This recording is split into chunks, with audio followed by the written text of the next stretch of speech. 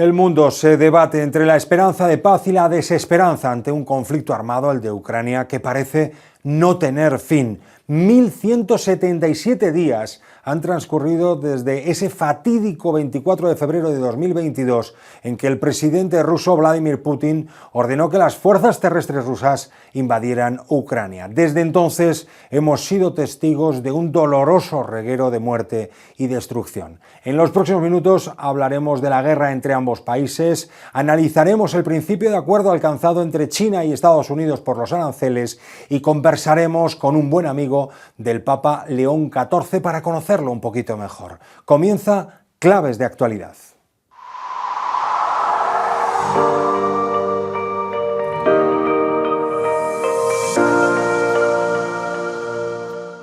Hola, ¿qué tal? Muy buenas. Este jueves reunión importante en Estambul para dirimir el futuro de la guerra de Ucrania. La convocatoria de ese encuentro ha partido del presidente ruso, de Vladimir Putin, y el ucraniano Volodymyr Zelensky ha recogido el guante y asegura que viajará a Turquía. Nos acompañan para hablar de este encuentro del jueves y de la marcha del conflicto en suelo europeo dos periodistas, dos especialistas del periódico en Información Internacional. Mario Saavedra, aquí en Madrid. ¿Qué tal? ¿Cómo estás? ¿Cómo estás? Marc Marginedas, en Barcelona. ¿Cómo te encuentras? Hola, ¿qué tal? ¿Cómo estáis? Pues vamos a hablar un poquito de Ucrania y de esa cita en Estambul. Pregunto a Mario, ¿está habiendo un giro de guión en todo ello? Lo digo porque, bueno, pues Putin es ahora quien promueve esta reunión en Estambul con los ucranianos. Donald Trump se suma finalmente a la propuesta europea o a la exigencia europea de un alto el fuego por parte de los rusos. ¿Nos estamos perdiendo algo? ¿Hay un giro de guión? Desde luego hay mucha alaraca, mucho gesto, y el más sorprendente desde mi punto de vista fue el de Vladimir Putin haciendo una rueda de prensa por sorpresa cerca de la medianoche y anunciando esto que ha descolocado a prácticamente todo el mundo.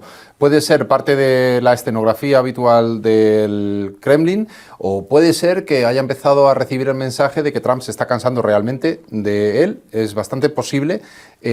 Trump es muy volátil y que pueda perder ese puente de plata que le ha tendido, que le ha ofrecido el presidente americano a Putin para abandonar una guerra que no va ni para adelante ni para atrás. Y luego también el hecho de que sea en Turquía le ofrece una especie de simbolismo al que se puede agarrar. Recordemos que en Turquía hubo unas negociaciones al principio de la guerra entre Ucrania y Rusia, y Putin lo puede vender como vamos a volver a la senda de la paz que nosotros nunca quisimos abandonar. Marc, Peskov, el portavoz del Kremlin, ha dicho textualmente, leo, Rusia está decidida a buscar formas serias de arreglar el conflicto ucraniano a largo plazo. ¿Hay que creer ahora al portavoz del Kremlin, al portavoz de Putin, o es un brindis al sol? ¿Está ahora la paz un poquito más cerca? Sí, cuando se habla de las consecuencias o de las raíces del conflicto, Peskov está haciendo referencia a algo que hoy por hoy es literalmente inaceptable tanto para Ucrania como para los socios europeos, que es, ellos hablan de la desnazificación de Ucrania. Desnazificación de Ucrania para ellos significa, digamos, un cambio de régimen y una instalación de un régimen, de un gobierno en Ucrania que les sea favorable, ¿no? Entonces, y luego aparte, no solo el veto a que Ucrania entre en la Unión Europea, entre la OTAN, perdón, sino también un derecho de Moscú de limitar el tamaño del ejército ucraniano, ¿no? Que le dejaría expensas de una nueva invasión, con lo cual esas frases, pues lo que deben de entender es que Rusia no se ha movido de su posición original. Rusia, bueno, no se ha movido esa posición original, como decías, Marc. Hay voces que apuntan a que quizás se abre a negociar. No lo sé, ahora como especialistas nos contáis. Lo que sí está claro es que no quiere ni condiciones previas, Mario, ni quiere tampoco plegarse a esa exigencia de alto el fuego por parte de Ucrania y de sus socios aliados europeos. ¿Qué crees que va a exigir Moscú en Estambul? Bueno, yo es que creo que Moscú o Rusia está perdiendo la guerra, porque no la está ganando, porque no ha conseguido, como decía Marc, conquistar el país, dominar el país, porque hay dos países más en la OTAN, con miles de kilómetros más de frontera directa con Rusia. Entonces no creo que pueda exigir demasiado. Lo que necesita es no perder de cara a su propio a los rusos. A sus ciudadanos. Exacto. Entonces por eso insisto en la idea de que tiene que aceptar algo, lo que le ofrezca a Estados Unidos. Lo que pasa es que no puede hacerlo directamente. Hay una plaza justo al lado de Maidán, en Kiev, en la que es una rotonda, en la que hay un enorme símbolo de la OTAN en Kiev. ¿Por qué? Porque los ucranianos no pueden renunciar, si hablamos de cosas irrenunciables, los ucranianos no pueden renunciar legalmente a intentar entrar en la OTAN, lo tienen en su constitución, lo tienen en esa plaza. Al mismo tiempo, Putin no puede permitir que Ucrania entre en la OTAN. Entonces, yo lo que imagino es que esto terminará como una de estas cosas que no se terminan de resolver. No vamos a ver acepto esto y esto y renuncio a esto y esto y esto. No va a quedar claro. No, lo van a dejar un poco abierto, una pregunta abierta y patada hacia adelante. Y años que pasarán, lo importante es el alto el fuego. Me decía una fuente diplomática que quizá Estados Unidos sea bueno para pergeñar el alto el fuego y luego la paz a largo plazo tenga que ser Europa y Ucrania. Marc, que Ucrania no entre en la OTAN, que haya un reconocimiento internacional de la soberanía rusa sobre Crimea y sobre otros territorios ocupados.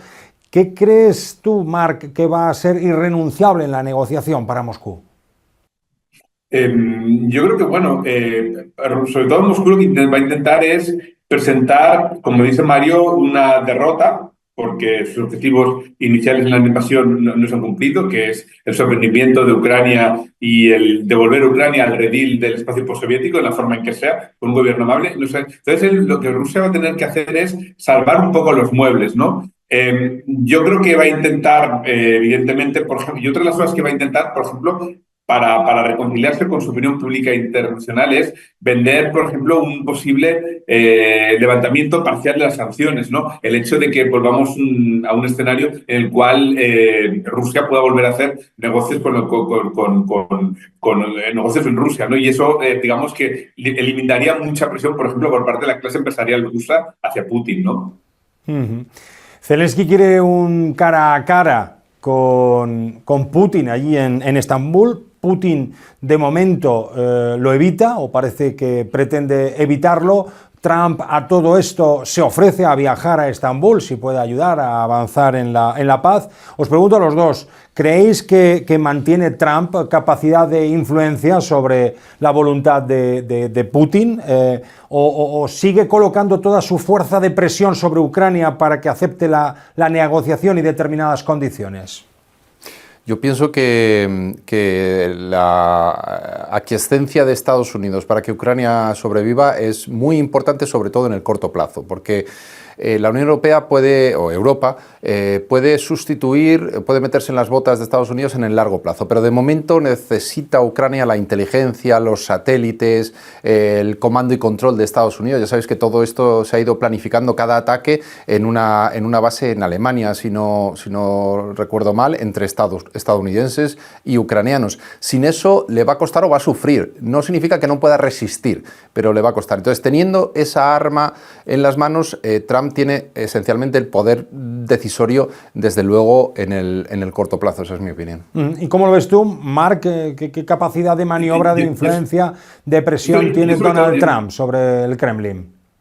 Yo sobre todo cuando veo a Trump lo veo bastante errático, es decir, es una persona que primero dice que, bueno, que no tiene que haber primero un alto el fuego antes de empezar a negociar, luego presiona a Zelensky para que acepte para que acepte la negociación antes del alto el fuego. Yo le veo sobre todo como una persona que está quizás un poquito desesperada para lograr un acuerdo. Esta guerra clarísimamente es una guerra que le sobra, es una guerra que él no quiere, que le impide pues objetivos a más largo plazo, que es, por ejemplo, hacer negocios con Rusia.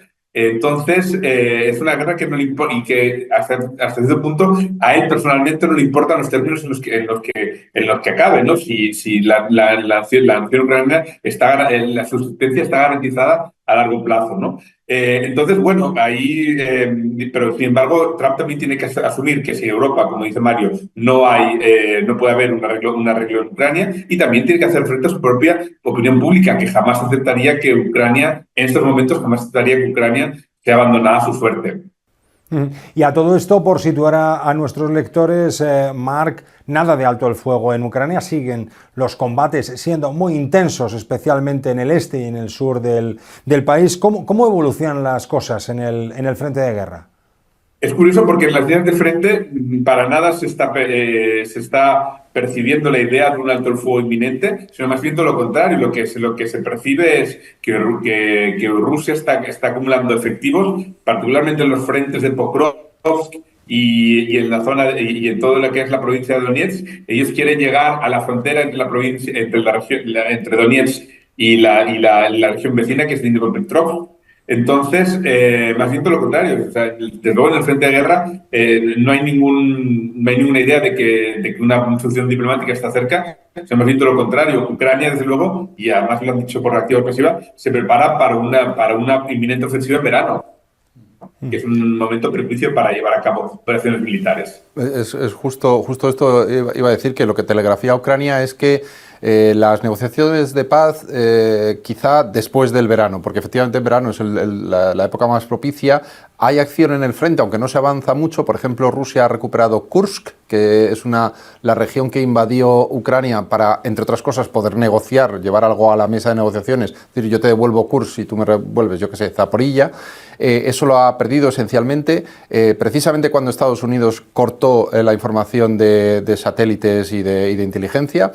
Y sobre todo lo que tenemos es que, bueno, pues esa ofensiva depende siempre del número de soldados. Entonces hay problemas de los soldados, en principio más en el lado ucraniano. Rusia recluta unos 40.000 hombres al mes y mueren o quedan heridos 30.000. Es decir, está sumando fuerzas, me decía otra fuente militar el otro día. Es decir, que no está tan claro que parece que está reponiendo, mientras que en Ucrania siguen teniendo problemas de reclutamiento. Mario, Marc, muchas gracias a los dos por vuestro análisis, por vuestras claves. Veremos qué da de sí esa reunión el jueves en Estambul entre ucranianos y rusos. Ojalá que abra la puerta para la paz. Muchas gracias a ambos y hasta otra ocasión. Gracias. Buen día. Hasta luego, buen día. Continuamos. El mundo sigue muy pendiente de la confrontación bélica que protagonizan Rusia y Ucrania y muy atento también a la confrontación arancelaria entre Estados Unidos y China. Para hablar de la guerra de aranceles que ha desatado Donald Trump en la Casa Blanca en su segundo mandato, nos acompaña Mónica Melle, profesora de Economía Financiera de la Universidad Complutense. ¿Qué tal? ¿Cómo estás? Muy bien, muchas gracias. Un placer estar aquí. Gracias a ti por acompañarnos, desde luego, y por ilustrarnos en esta temática que, desde luego, es especializada, ¿no? Entonces, quería comentarte, Mónica, seguimos, la verdad, muy preocupados por la escalada arancelaria. Esta semana hemos sabido de un principio de acuerdo entre China y Estados Unidos para rebajar un tanto los aranceles, o para rebajarlos de forma significativa durante 90 días. ¿Qué crees que significa esto? Y pregunto, ¿da marcha atrás Donald Trump o todo forma parte de una estrategia orquestada que está siguiendo una hoja de ruta y un guión? Hombre, yo creo que ambas cosas. Esto ha sido una estrategia que ha conseguido que ya los aranceles se van a mantener al menos en un 10% como tarifa básica. Luego están las excepciones para algunos países y de algunos productos, pero ya vemos como un logro el resto de países el tener unos aranceles de un 10%. Por otra parte, esto entra dentro de su política proteccionista que persigue, bueno, dos objetivos. En primer lugar, reducir su déficit comercial con el resto del mundo, que está en 1,2 billones de dólares, y en segundo lugar, conseguir la reindustrialización, el Make America Great Again, que allí se produzca, y bueno, pues este es su objetivo. ¿Qué es lo que va a pasar entre tanto? Pues que los precios van a aumentar, lógicamente, tanto por esta política de aranceles como por la política migratoria que eleva los costes laborales, y esto va a hacer pues que el crecimiento se resienta. Entonces, el tema es hasta dónde puede aguantar este equilibrio, hasta dónde va a ir reculando, porque los mercados, la rentabilidad de la deuda pública, el propio crecimiento económico, la inflación, pues van a ser variables que le van a condicionar y vamos a ver pues que bueno, pues su objetivo de lograr ese Make America Great Again y ese disminuir el déficit comercial, pues va a ir efectivamente, tiene sus consecuencias. Claro, tiene sus consecuencias, y él va a ir midiendo y probablemente pues veamos acuerdos comerciales para precisamente pues conseguir que la economía tampoco entre en una recesión. Si no me equivoco, Estados Unidos baja las tarifas del 145% al 30% y China lo hace del 125% al 10%. Es decir, parece, no obstante, que la posición más dura en la negociación es la que representa Washington, ¿no? Mantiene todavía un 30%. Claro, China realmente está haciéndolo bastante bien, porque ha bloqueado, por ejemplo, las exportaciones de materias raras que son fundamentales para la industria armamentística y de defensa de Estados Unidos, para la farmacéutica y también para todo lo que tiene que ver con microelectrónica, chips, procesadores, que es precisamente uno de los temas que Trump quiere impulsar de producción nacional. Por lo tanto, China, las medidas las toma muy quirúrgicas y China necesita el sector exterior. O sea, el modelo de crecimiento chino se basa en lo que exporta, no en lo que se produce dentro. Entonces, tiene que medir mucho sus pasos porque puede entrar en una situación también dramática. Por eso él baja sus aranceles a un 10%, porque necesita exportar y necesita este comercio internacional para poder seguir con esta economía. O sea, el mercado interno no puede absorber todas las exportaciones que ahora mismo tiene China. Y lo que parece claro, Mónica, es que los mercados, todo lo que signifique desescalada comercial, lo abrazan, ¿no? Lo acogen de buen grado, ¿no? La reducción de los aranceles hemos visto cómo animan al alza a las bolsas y extienden una cierta sensación de alivio entre los inversores. Sí, ¿no? El problema es que estamos en una incertidumbre muy elevada, una inestabilidad alta, y esto los mercados lo digieren muy mal. Porque lo primero que se produce es una alta volatilidad, o sea, estamos viendo muchos cambios, porque además esto que tenemos ahora sobre la mesa es una tregua de unos 90 días, pero no hay todavía acuerdos firmes. Entonces los mercados van descontando efectivamente estos primeros preacuerdos y algún acuerdo que sí que se ha producido, como con Reino Unido, pero son cautos. O sea, la inversión tanto de las empresas como la inversión en los mercados no ve positivo todas estas cuestiones arancelarias y todos estos vaivenes. Por lo tanto, mientras esté todo en el aire y de esta manera, que ahora pongo, ahora quito, pues los mercados no lo van a ver bien. En cuanto vaya habiendo acuerdos, sí que vamos a ir viendo pues, subidas de los índices bursátiles y cuando haya esa estabilidad es cuando verdaderamente veremos que para los mercados pues, será positivo.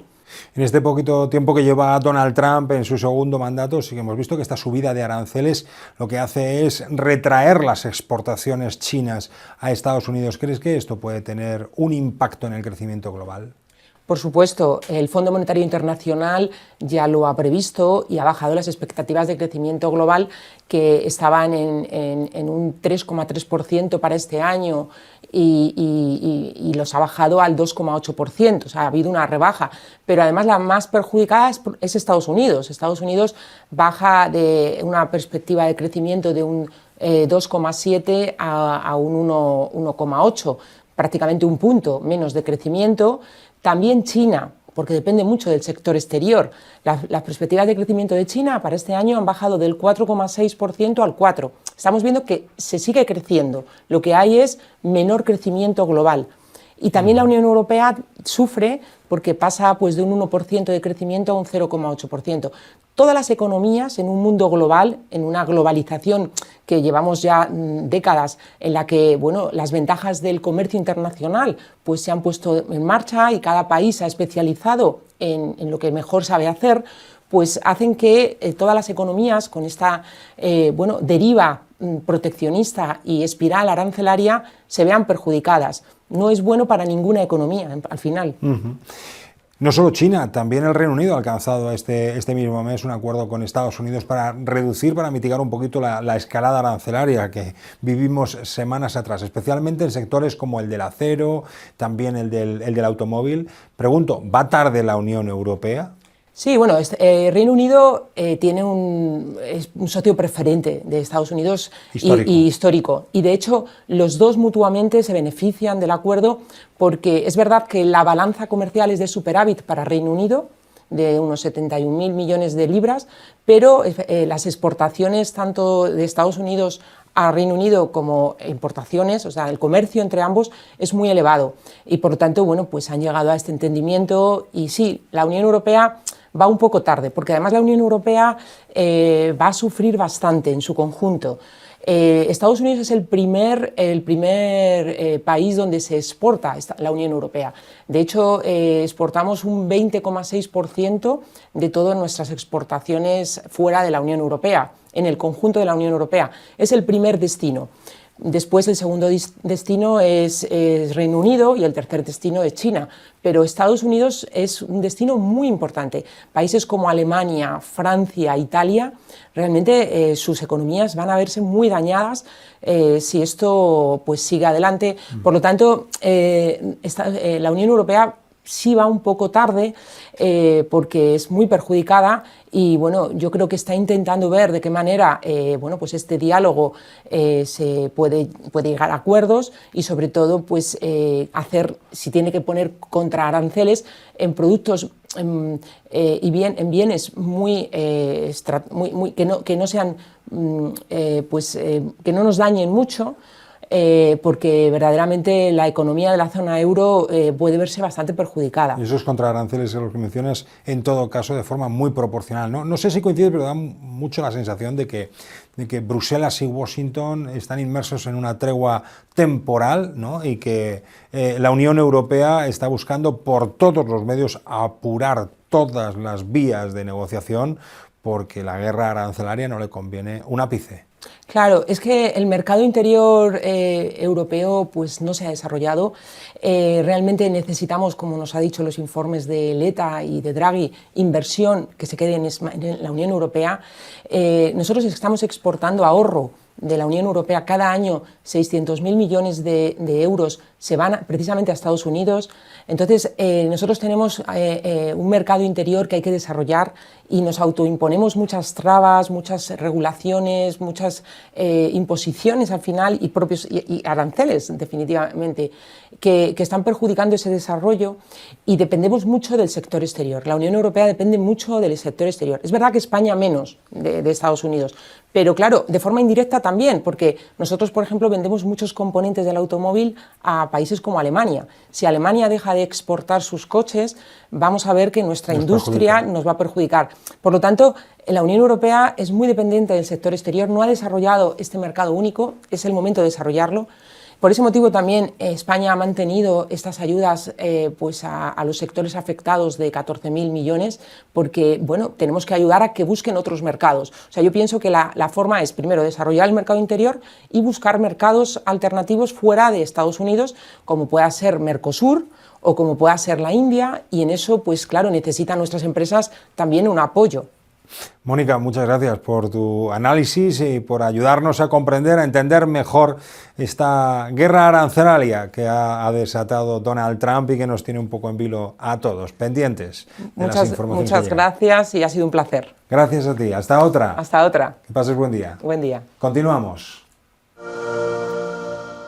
En claves de actualidad nos hemos ocupado en los últimos tiempos, junto a expertos, de la muerte del Papa Francisco, del cónclave para elegir sucesor y de la elección de un nuevo Papa en la figura de León XIV. En los próximos minutos vamos a invitarles a saber más de Robert Francis Prevost, de la mano de alguien que lo conoce muy bien, porque ha trabajado tanto en lo personal y lo conoce muy bien también en lo profesional, que es Miguel Ángel Martín Juárez, que ha sido secretario general de la Orden de los Agustinos. ¿Qué tal, Miguel Ángel? Muchas gracias por atendernos.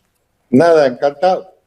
Usted conoce muy bien al nuevo Papa desde hace muchos años y lo conoce, ya decía, tanto en lo profesional como en lo personal. Cuéntenos, tengo entendido que convivió con él en Roma durante 12 años, cuando él era prior, ¿no? Prior general de los agustinos. Efectivamente, fuimos elegidos el prior general y yo secretario general en el capítulo general del 2001. Y estuvimos hasta el 2013 trabajando juntos, y no solo trabajando, porque nosotros somos frailes, vivimos en el convento y desde por la mañana hasta por la noche pues estamos juntos, rezando, comiendo, trabajando, en fin, todo lo que es la vida, claro. ¿Cómo es él en el trato cercano, en el trato corto? En el trato corto es una gran persona, es simpático, afable, eh, es un hombre tranquilo, sereno, no es un hombre de ideas fijas, de decisiones tajantes, es un hombre dialogante, sabe trabajar en equipo, lo cual es muy importante, claro, y le va a resultar muy importante ahora y ya lo era antes, de manera que él es para la convivencia, para el trabajo, que hemos trabajado muchísimo, acepta enseguida sugerencias, ideas, muy bien, era una vida muy agradable con él, la verdad. Una persona abierta y sociable, ¿verdad?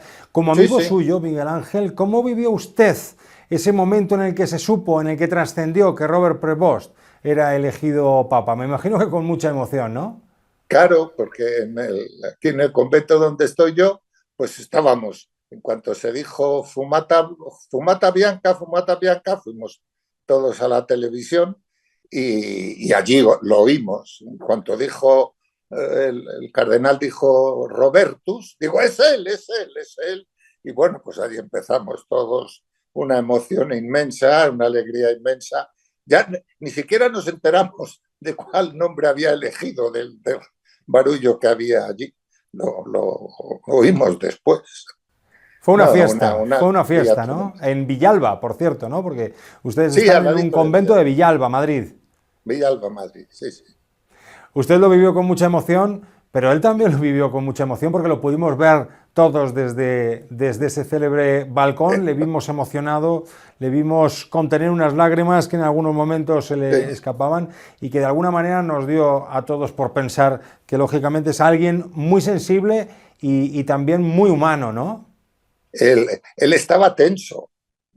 De hecho, al día siguiente que tuvo la misa con los cardenales estaba mucho más relajado, mucho más normal. Pero claro, si a uno le eligen papa y le dicen que va a ser papa, me figuro, los cardenales llegarían con abrazos y felicitaciones, te ponen la sotana blanca y te meten en el balcón, pues, pues como para no tener un susto tremendo, ¿no? Demasiado que pudo hablar y seguramente había escrito unas notas rápidamente porque iba leyendo unas notas.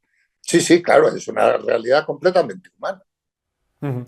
Y como religioso, un religioso como él, que ha volcado, digamos, su vida en la fe, ser nombrado papa, me imagino que por un lado es una inmensa alegría, pero estar al frente de una institución tan importante en el mundo como la Iglesia Católica es también, debe sentir uno en esos momentos en que es elegido, también el peso de la responsabilidad, ¿no? ¿Cómo cree, conociéndole, que vivió él ese momento y la asunción de esa responsabilidad?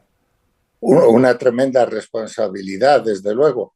Lo que pasa es que él es un hombre profundo de fe, es un hombre muy religioso, muy espiritual y seguramente lo habrá asimilado rápidamente.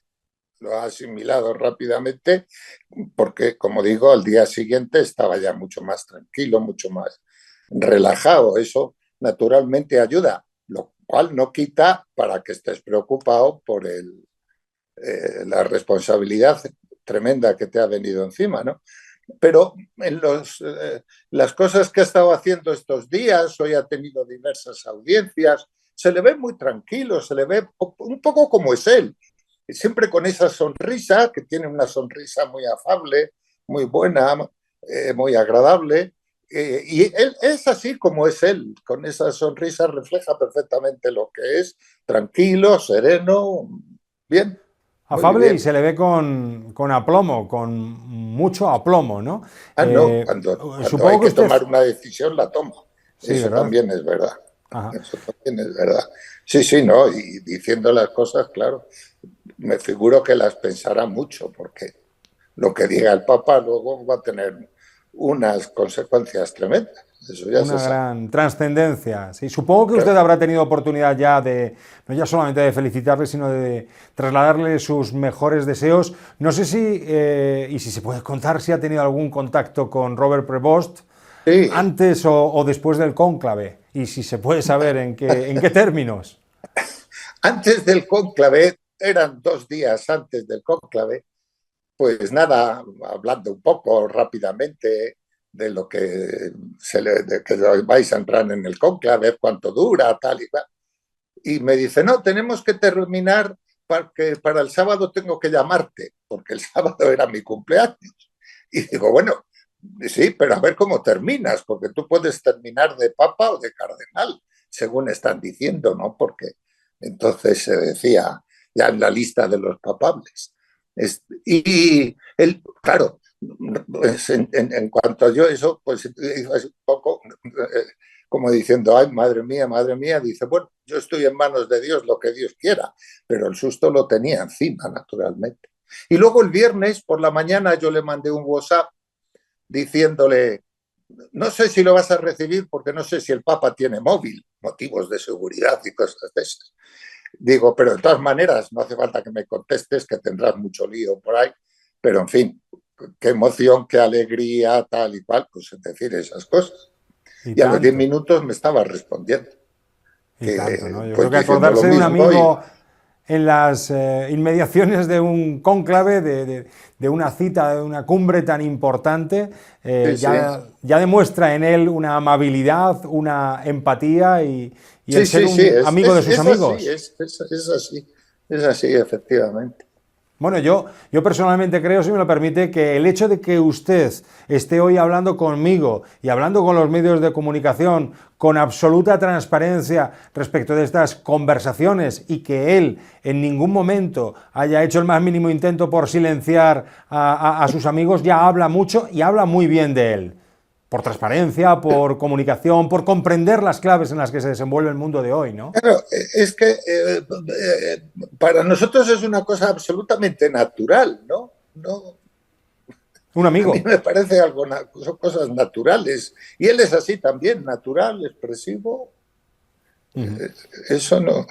Y conociéndolo como lo conoce, ¿cómo cree que va a ser él como papa?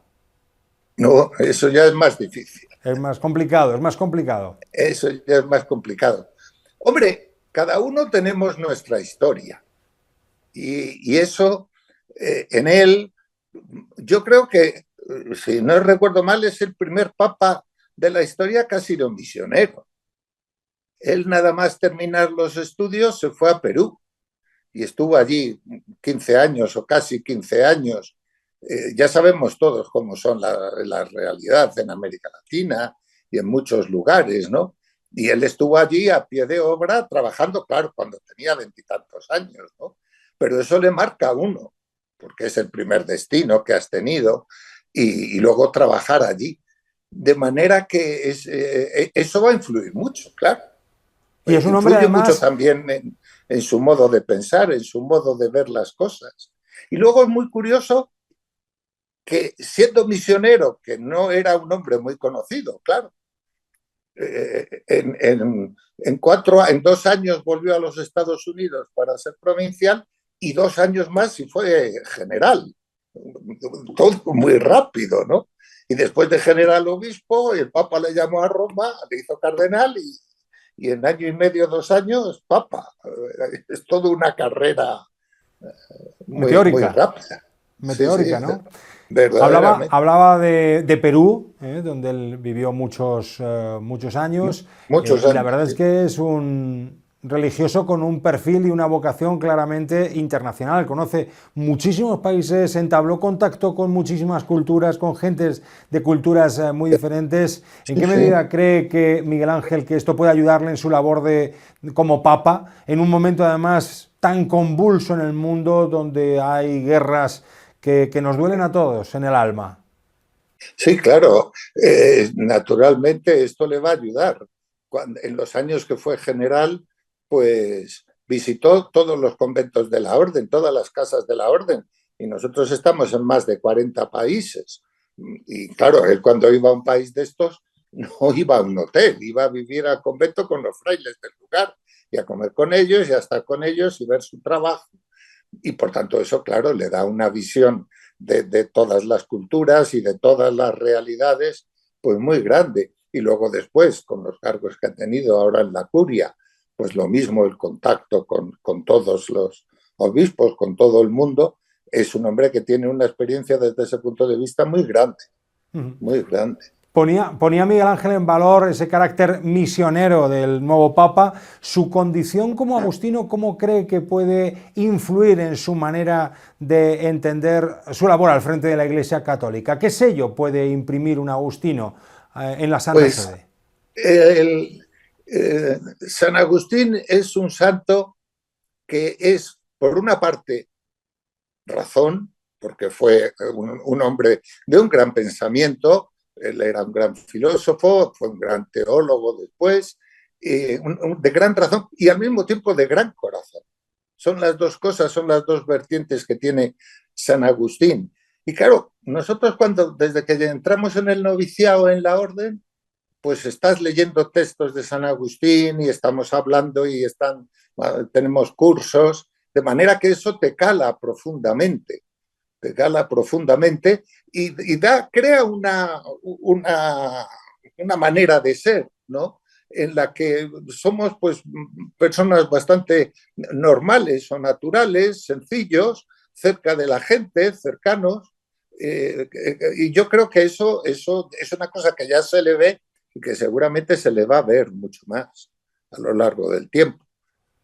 Una última cuestión, Miguel Ángel, y muchísimas gracias por su tiempo. Nos está resultando verdaderamente interesante. Quería preguntarle, como amigo suyo y como hombre creyente que es usted, ¿cómo le gustaría que pasase a la historia el pontificado de León XIV? Bueno, pues un pontificado, si fuera posible, que eso nunca lo sabremos, claro, que contribuyó a un mejor entendimiento entre los pueblos, entre las naciones, que contribuyó a la paz del mundo, al reconocimiento de todos los derechos de todas las personas, de los más favorecidos en primer lugar, y que llevando el anuncio de Jesús y el anuncio del Evangelio a todo el mundo, que es su primera misión, naturalmente, pero que él hubiera sido capaz de llevar este entendimiento en todo el mundo. Eso sería el mejor punto para la historia. Pues nos hacemos partícipes de ese deseo. Ojalá sea así. Miguel Ángel Martín Juárez, muchas gracias de verdad por atendernos y bueno, por acercarnos desde luego a la figura de León XIV como Papa a través de la persona que usted conoce durante años de Robert Prevost. Muchas gracias, que pase buen día. Pues nada, encantado. Yo me alegro de haber llevado la figura de Roberto a todo el mundo. Muchísimas gracias. Hasta otra ocasión. Buen día. Buen día, buen día. Pues aquí ponemos el broche, ponemos el punto y final a Claves de Actualidad. Les agradecemos mucho que estén ahí con nosotros. Que pasen buen día. Sean felices.